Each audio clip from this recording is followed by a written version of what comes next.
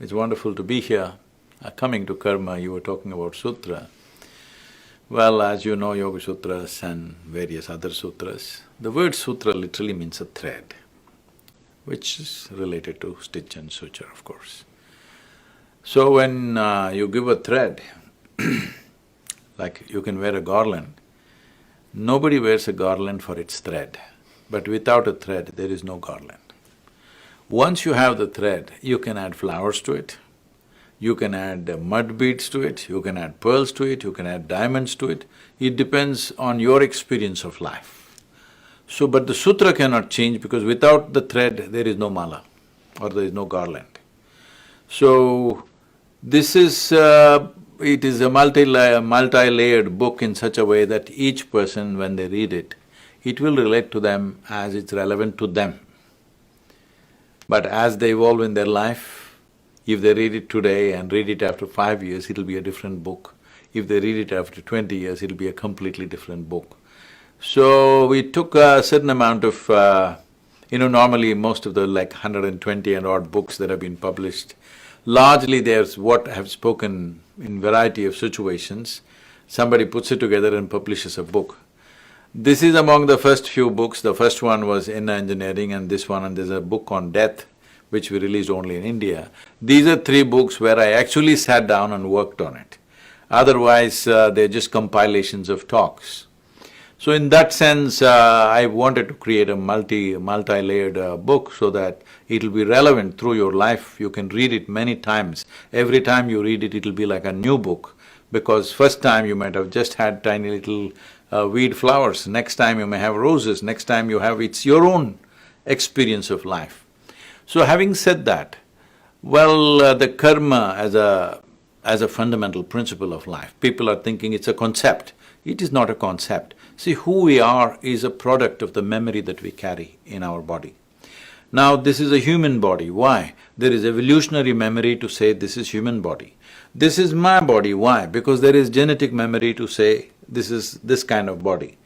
Like this, there are many layers of memory. We usually in yoga, we identify 8 significant forms of memory.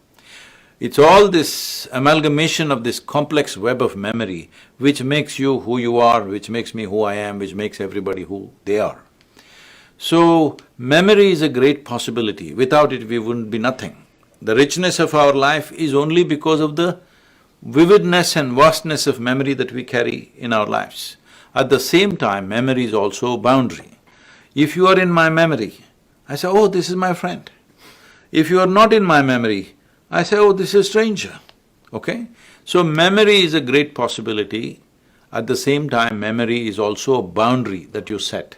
So this memory bank, which is in complex varieties, which all of it may not be something that you can pull out and articulate or remember, but it is playing a role in the very way you sit, the very way you stand, your genetic memory is playing its role. If you see somebody walking half a mile away, if you know the person, just the way they're moving their hand, out of the 7 billion people, you can recognize, this is my friend, all right? Because there is a unique way his body moves, because of the kind of amalgamation of memory that he has within himself, he or she has. So based on this memory or this karma as we call it, karma means accumulated memory of variety of kinds. It goes far beyond one's logical understanding of life. But at least from the point of our understanding, from the moment you are born to this moment, everything that you have done in terms of action, thought, emotion and energetic fluctuations, all of that is remembered within this. All that is determining the characteristic of who you are.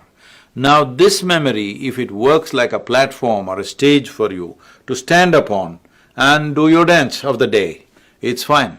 But for most people, because there is not enough surface tension on their karmic body, now when they put their foot there, it sinks in.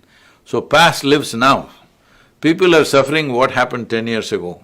And because this happens, this memory projects itself as imagination and they're able to suffer what may happen day after tomorrow already. So this human suffering is essentially a consequence of your inability to handle your memory.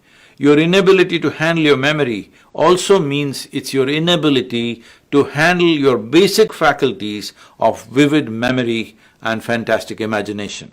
Once you don't have these two things, once you start suffering this, you will start reducing it in some way. Knowingly or unknowingly, you start pushing it down.